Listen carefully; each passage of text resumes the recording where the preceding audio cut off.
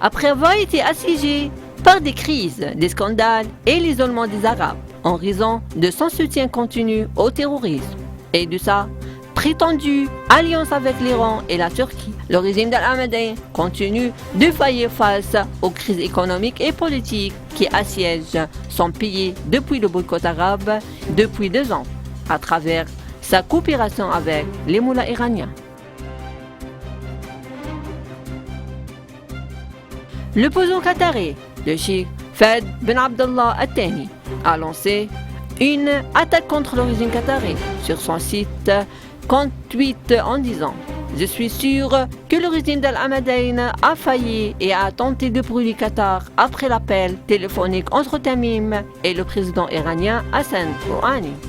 le mercredi 5 juin 2019 pour attaquer l'Arabie Saoudite et les Émirats Arabes Unis », a-t-il dit.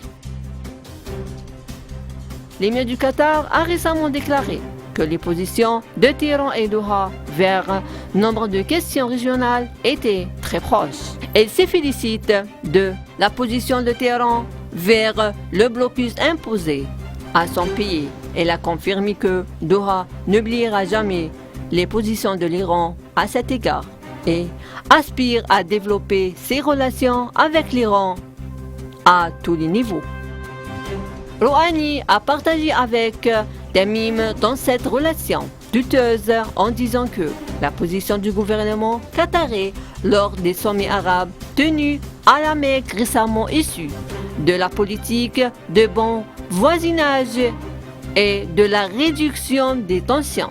Sans doute qu'aucun sommet ne contribue à rapprocher les pays de la région ne sera fructueuse et constructif, a-t-il dit. Le président iranien a ajouté que le gouvernement et le peuple iranien soutiennent Qatar et nous pensons que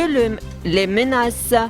les pressions, le blocus et les sanctions économiques sont une fausse piste dans des relations entre les pays et la politique de Téhéran est d'élargir sur les relations avec Doha, a-t-il déclaré.